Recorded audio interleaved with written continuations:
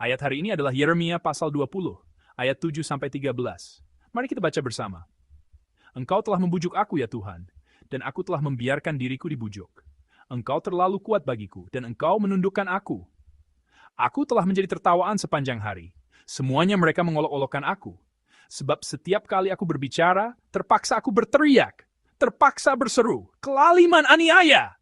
Sebab firman Tuhan telah menjadi cela dan cemooh bagiku sepanjang hari. Tetapi apabila aku berpikir, aku tidak mau mengingat dia dan tidak mau mengucapkan firman lagi demi namanya. Maka dalam hatiku ada sesuatu yang seperti api yang menyala-nyala, terkurung dalam tulang-tulangku. Aku berlelah-lelah untuk menahannya. Tetapi aku tidak sanggup. Aku telah mendengar bisikan banyak orang. Kegentaran datang dari segala jurusan. Adukanlah dia. Kita mau mengadukan dia. Semua orang sahabat karibku mengintai apakah aku tersandung jatuh. Barangkali ia membiarkan dirinya dibujuk. Sehingga kita dapat mengalahkan dia dan dapat melakukan pembalasan kita terhadap dia.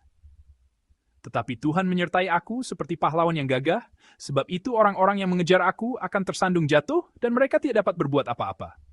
Mereka akan menjadi malu sekali, sebab mereka tidak berhasil. Suatu noda yang selama-lamanya tidak terlupakan. Ya Tuhan semesta alam, yang menguji orang benar, yang melihat batin dan hati, biarlah aku melihat pembalasanmu terhadap mereka, sebab kepadamulah kuserahkan perkaraku. Menyanyilah untuk Tuhan, pujilah Tuhan.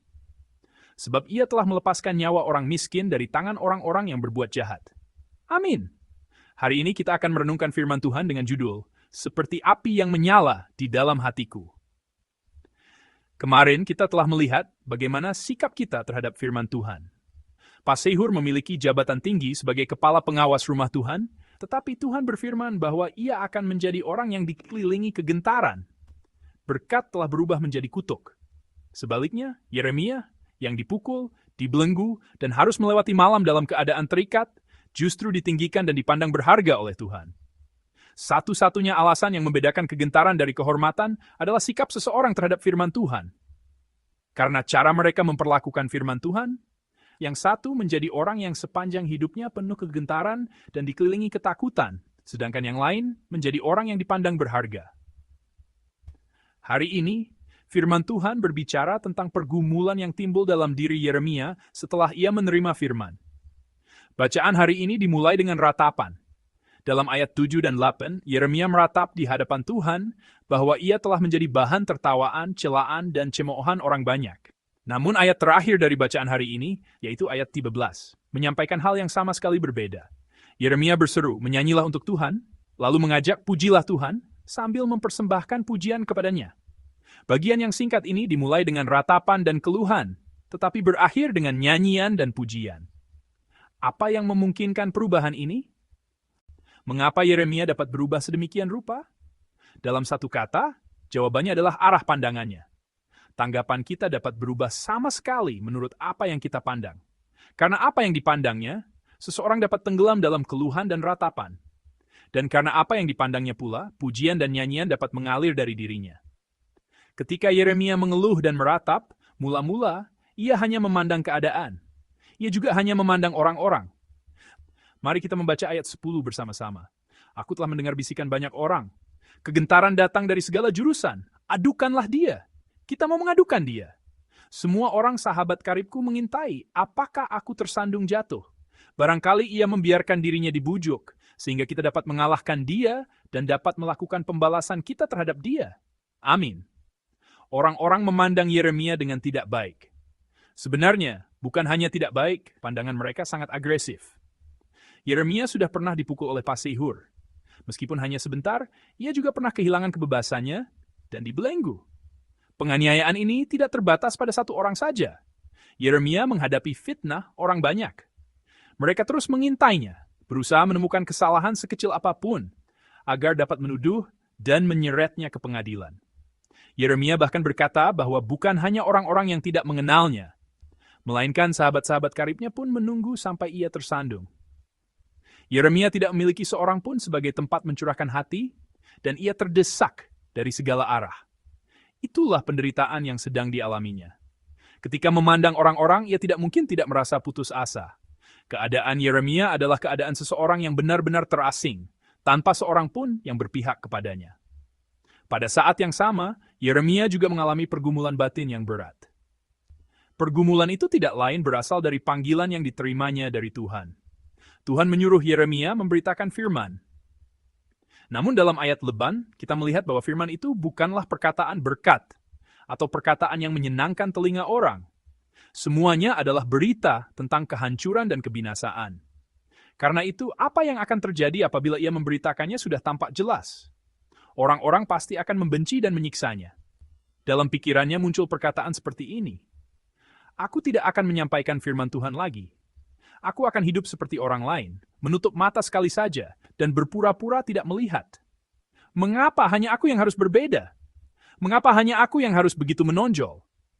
Mungkin Yeremia memikirkan hal-hal seperti ini ribuan kali. Namun setiap kali pikiran itu muncul, hatinya mengatakan hal yang berbeda. Hatinya menyampaikan sesuatu yang sama sekali berbeda. Mari kita membaca ayat 9 bersama-sama. Tetapi apabila aku berpikir, aku tidak mau mengingat dia, dan tidak mau mengucapkan firman lagi demi namanya, maka dalam hatiku ada sesuatu yang seperti api yang menyala-nyala, terkurung dalam tulang-tulangku. Aku berlelah-lelah untuk menahannya, tetapi aku tidak sanggup. Amin. Dalam pikirannya ia berkata, aku juga akan hidup tanpa terlalu menonjol. Aku tidak akan bersikap lain sendiri atau terlalu berlebihan. Aku akan hidup biasa-biasa saja seperti orang lain. Pikirannya selalu berkata demikian, tetapi hatinya berkata sama sekali berbeda. Tetapi apabila aku berpikir, aku tidak mau mengingat dia, dan tidak mau mengucapkan firman lagi demi namanya, maka dalam hatiku ada sesuatu yang seperti api yang menyala-nyala, terkurung dalam tulang-tulangku. Aku berlelah-lelah untuk menahannya, tetapi aku tidak sanggup. Ketika ia mencoba diam dan tidak menyampaikan firman Tuhan, ketika ia mencoba mengabaikannya dan tidak mengatakannya, di dalam hatinya terasa seperti ada api yang menyala. Dadanya terasa sesak, sehingga ia justru semakin tidak sanggup menahannya. Inilah kehidupan seseorang yang menerima panggilan Tuhan. Orang yang dipanggil bukanlah orang yang melakukannya hanya ketika ia ingin, lalu tidak melakukannya ketika ia tidak ingin. Ia bukan orang yang bertindak karena ada sesuatu yang akan diperolehnya, atau karena ia mendapatkan keuntungan, lalu menolak bertindak ketika merasa akan kehilangan sesuatu. Begitu seseorang masuk ke dalam panggilan Tuhan, ia tidak dapat lagi hidup seperti itu. Ketika orang yang dipanggil mencoba menghindari apa yang harus dilakukannya, hatinya tidak akan membiarkannya tenang, dan rohnya tidak akan membiarkannya diam. Orang yang telah menerima firman untuk disampaikan, tetapi merasa sesak dan tidak tahan ketika mencoba diam tanpa menyampaikannya, itulah orang yang menerima panggilan. Sebab hati orang yang dipanggil tidak lagi berdenyut dengan irama manusia pada umumnya, melainkan dengan irama hati Tuhan. Hatinya berdenyut seirama dengan hati Tuhan. Meskipun ia mengetahui dengan jelas apa yang akan terjadi jika menaati firman Tuhan, dan meskipun keadaan yang akan timbul sudah sangat jelas di depan mata, ia mengetahui semuanya dan tetap melangkah ke dalam api penderitaan itu. Ketika kita terluka parah saat melayani di dalam komunitas, terkadang muncul pikiran, aku ingin berhenti dari semuanya.